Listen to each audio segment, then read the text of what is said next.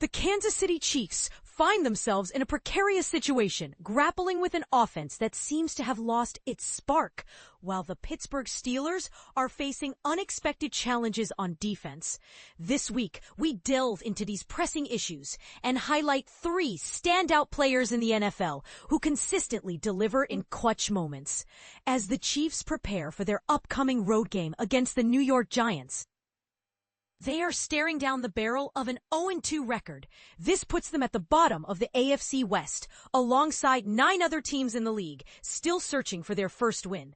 The atmosphere is reminiscent of a scene from The Wizard of Oz, with fans and analysts alike ready to sing "Ding Dong, the Witch is Dead," as they witness the fall of a once mighty dynasty. This Sunday night football matchup has taken on a critical importance for Kansas City. Historically, teams that start the season 0-3 have a dismal playoff success rate. Only 4 out of 165 such teams since 1990 have made it to the postseason, and none have gone on to win the Super Bowl. Despite the Chiefs' impressive track record of 5 Super Bowl appearances in the last 6 years, including 3 victories, they currently appear vulnerable and in need of a turnaround. The initial excitement surrounding the Chiefs' season has quickly faded.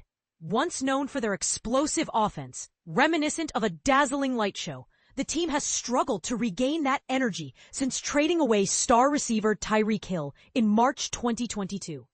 Although the organization has made attempts to fill the void left by Hill, head coach Andy Reid and quarterback Patrick Mahomes have faced difficulties in generating big plays.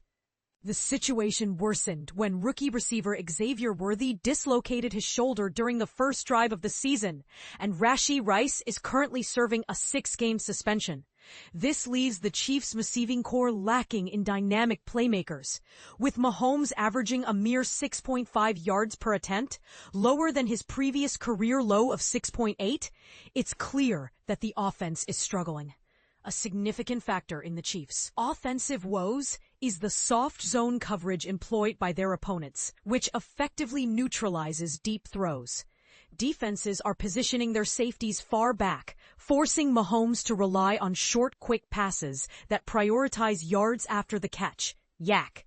Unfortunately, the current group of receivers has not been able to consistently break tackles or create separation, leading to stalled drives and highlighting the limitations of a conservative offensive strategy that demands high efficiency from the quarterback. To counteract the soft coverages and light defensive fronts, Kansas City must establish a more effective running game. However, the lackluster performance from running backs Isaiah Pacheco and Kareem Hunt, averaging just 3.1 and 3.6 yards per carry respectively, has made it easy for defenses to remain conservative. This has resulted in Mahomes rarely facing favorable one-on-one matchups, further limiting the offense's ability to generate explosive plays. The offensive line has also contributed to the Chiefs' struggles. Despite significant investments in the unit, including a 2-year, $30 million deal for Jalen Moore and a first-round draft pick for Josh Simmons, the line has not performed up to expectations.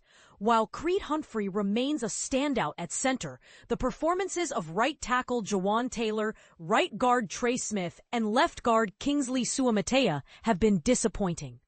This has led to hurried throws and fewer opportunities for deep passes, with Mahomes often having to rely on his scrambling ability to keep plays alive.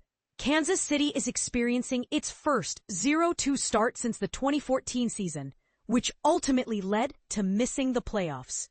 If the Chiefs hope to avoid a similar fate this year, they must rediscover their offensive rhythm. This requires improved performances from both their playmakers and the offensive line, enabling Mahomes to execute Reid's intricate game plans effectively. On the other hand, the Pittsburgh Steelers are facing a surprising downturn in their defensive performance. Under head coach Mike Tomlin, the Steelers have allowed over 30 points in their first 2 games, a feat they hadn't accomplished since 2002.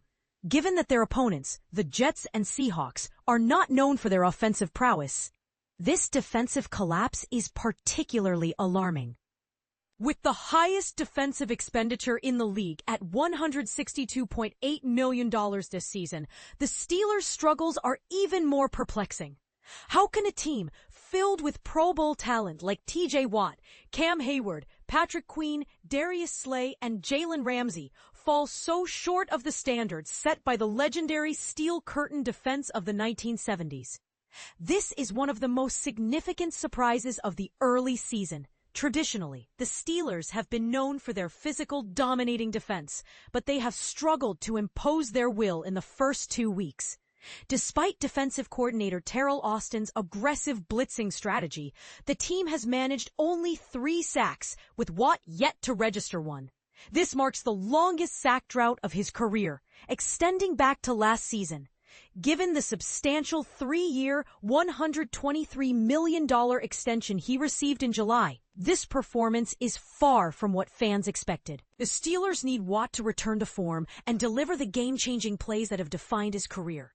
While Watt is expected to perform at an elite level, he also relies on the support of Hayward and Queen to make impactful plays. This trio should be a force to be reckoned with, but their collective performance has not met expectations, leading to difficulties in controlling the line of scrimmage. The Steelers have been particularly vulnerable against the run, allowing 299 rushing yards in just 2 games, a shocking statistic for a defense that typically excels in this area. This has prompted Austin to increase the frequency of blitzes, with the team blitzing on 43.3% of plays, the 4th highest rate in the league. By employing tactics reminiscent of the Blitzburg era, Austin aims to disrupt running lanes and regain control of the game. Injuries have also played a role in the Steelers' defensive struggles. First-round pick Derrick Henry has yet to see the field due to a knee sprain suffered in the preseason. And while he may face some rookie challenges upon his return, his absence has weakened the interior of the defense. Additionally, injuries to cornerback Joey Porter Jr. and safety Deshaun Elliott have further complicated matters. Despite the experience of remaining starters like Ramsey, Slay, and Juan Thornhill, the lack of cohesion in the secondary has led to communication breakdowns and missed assignments. The Steelers have also shifted to a more man-to-man coverage scheme this season, which has contributed to an increase in explosive plays allowed. Austin's goal is to create a lockdown defense that eliminates easy throws, but miscommunication during coverage switches has resulted in big plays for opponents. Furthermore, the defensive backs are often caught with their backs to the ball, leading to missed opportunities to make plays on the ball. Until the secondary adjusts to this new system, the Steelers may continue to struggle with giving up big plays. Despite these challenges, I believe the Steelers' talented roster will eventually find its footing. With the return of injured players and new time to develop chemistry, I expect the defense to regain its form and return to the imposing unit we have come to expect from the Steel City. In the NFL, there are players who rise to the occasion in critical moments, much like closers in baseball who thrive under pressure. These individuals have the ability to turn the tide of a game and secure victories for their teams.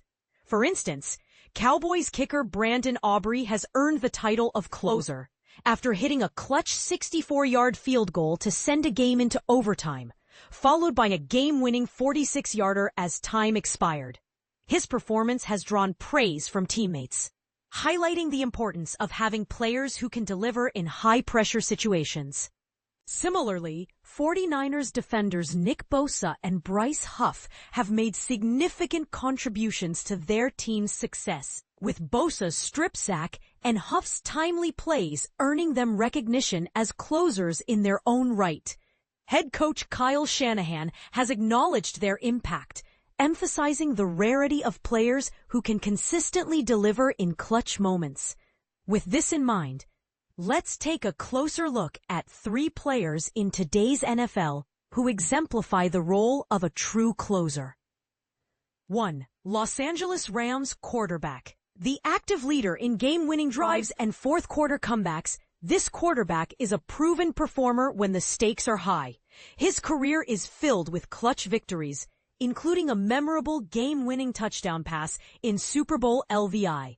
He has earned the reputation of being the ultimate late-game performer. 2. Pittsburgh Steelers outside linebacker. Despite currently facing a sack drought, this player has a history of delivering game-changing plays, such as strip sacks and fumble recoveries.